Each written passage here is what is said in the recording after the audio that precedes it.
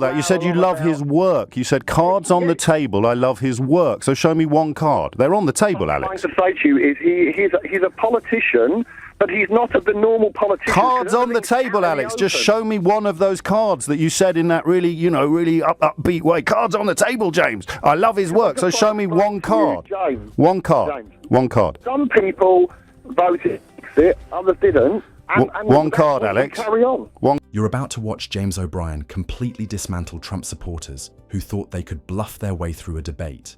Spoiler alert, they couldn't. So hit subscribe if you're tired of empty MAGA talking points, because break down why these exchanges matter as we go along. Cards on the table, Brexiteer, loving Trump's work, and... What's your favourite bit? Well, all of it, but I think what you... No, your favourite bit. What's the thing he's done that you love the most? You said you bumped into Boris yourself. Go on, mate. I just asked you a question. You said cards on the table. You said cards on the table, but you're not letting me look at your cards. That's an odd way of playing. Because I want to just cut to the chase. Boris... No, cards on the table. What's the thing Trump's done that you love the most? Because he is a man of his word. What's he done that you love the most? Pardon? What's he done that you love the most? You said, I'm loving his work. So what's the act of... Because he's a politician who tends to, unlike here, do what he says. Yeah, so what's he done? What's the thing he's done? What's the act of work he's done? Not in tune with the American politics. Cards on the table, I love his work. Give me one example of the work that you love. Over to you, Alex. Balls of steel. Okay?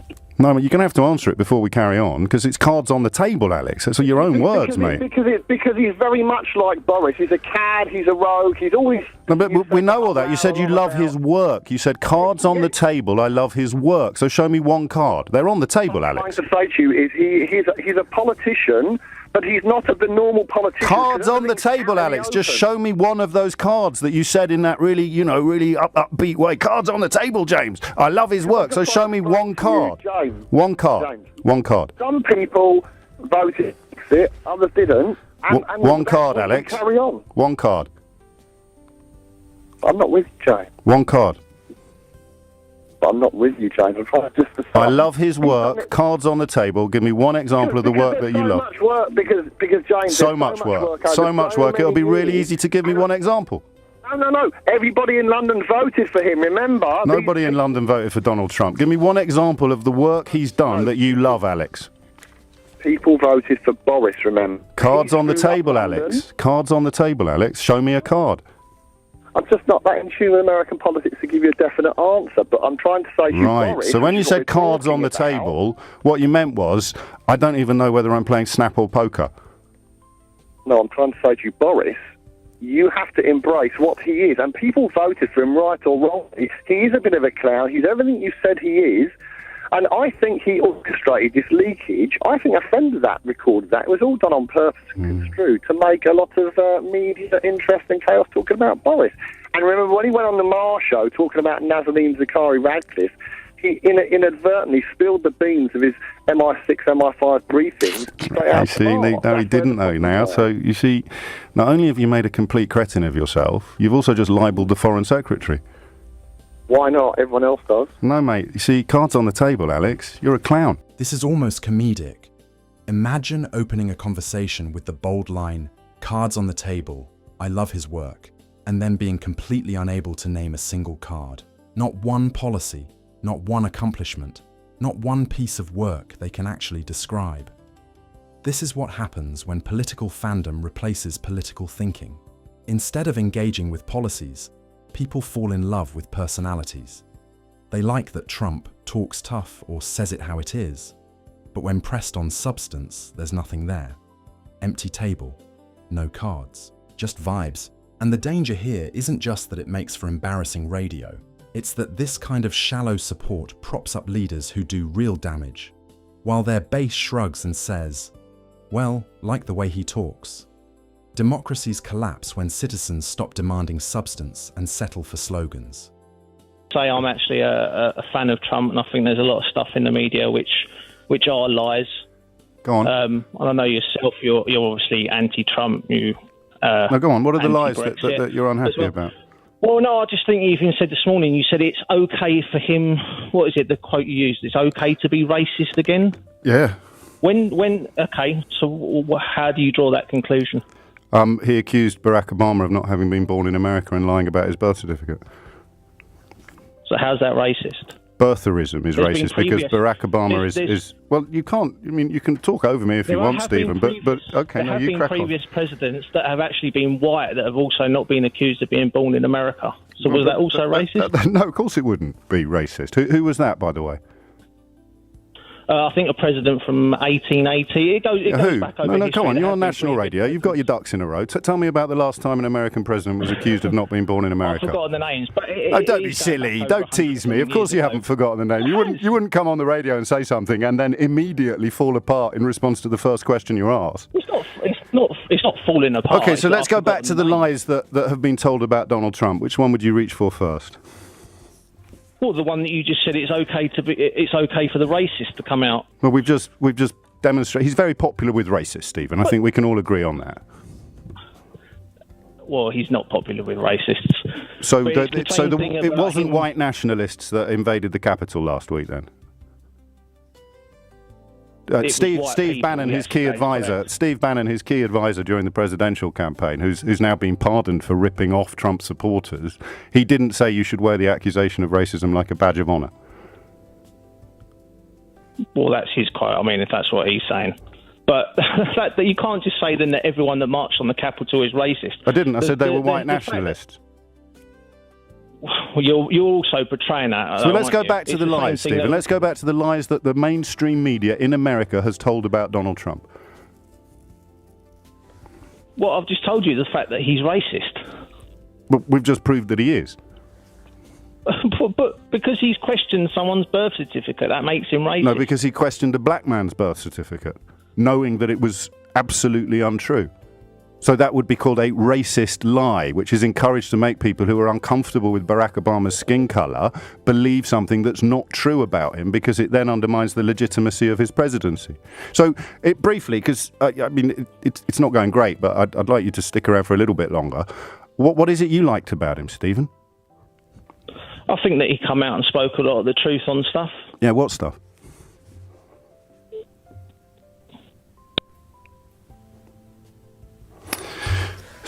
Stephen's hung up. This is the classic problem with blind loyalty. You'll notice how quickly the caller collapses the second James asks for specifics. It's all bluster until evidence is demanded. The media lies line is one of the most recycled defenses Trump fans use. But when asked to give even a single example, the argument collapses. And that's the pattern. They don't actually care about facts. They care about defending the feeling Trump gives them. A sense of grievance, of belonging to some club where truth doesn't matter.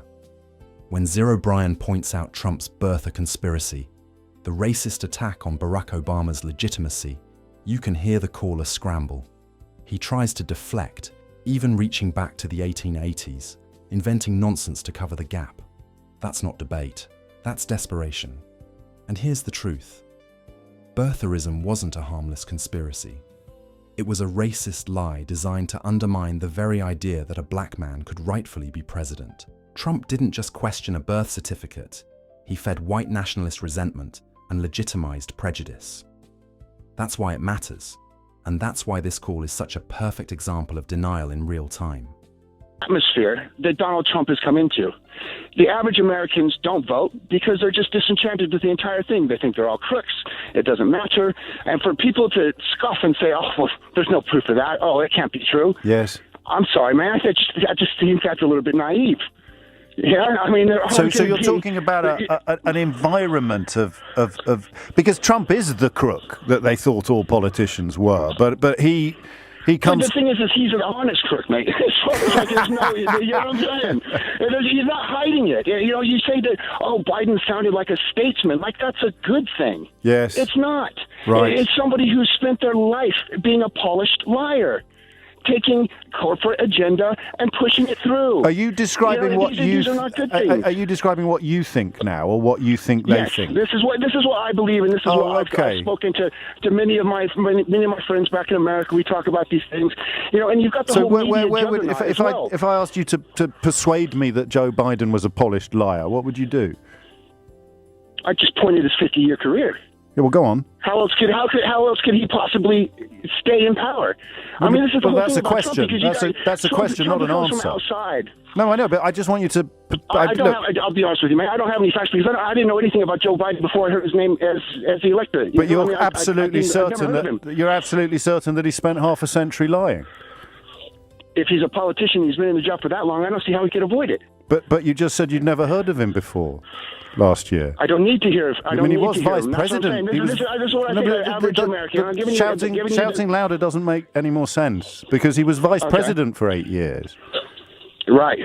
Again, I'd never heard of him. Yeah. I'd never heard of him. I mean, is it fair to suggest? Is it fair to suggest that you may not be the best qualified commentator on American politics? I'm just trying to give you a look into. And I am. You've given me a very interesting look, Jim. I'm the average person as well. You may be, but you've admitted you know absolutely nothing, but you're certain of your prejudices. I'm certain that this is the way that it's going to be looked at by the people like Trump's followers. No, that's why I said to you, are you telling me what you think, or are you telling me what you think they think? I'm telling you what I think. I'm telling you think that Joe Biden between my friends that I've spoken to about the subject. I understand that. I find it horrible what you're describing, but I don't think you're lying. I think you're being honest. So you can look at Donald Trump and see what you described as an honest crook, and there is all the evidence of his wrongdoing that goes back 50 years, and we could make a list. We'd be here until Christmas. Yep, the man's got immense character flaws.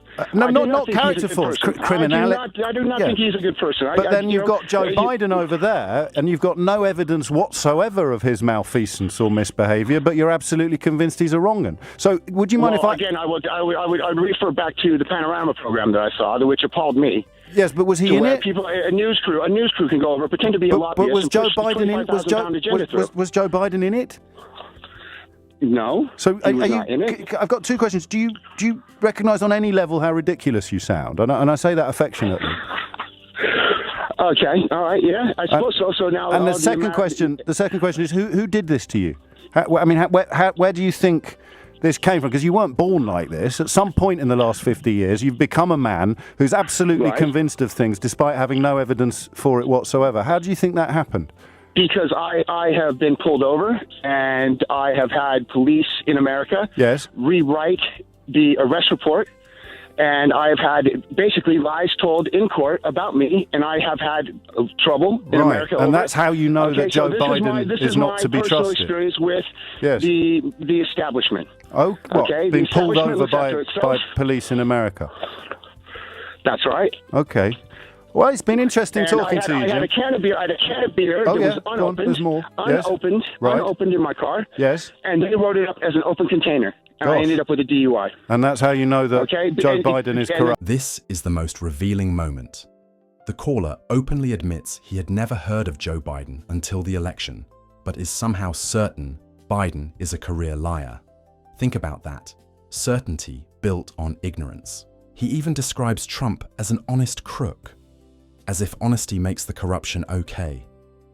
That's not just flawed logic, it's dangerous logic.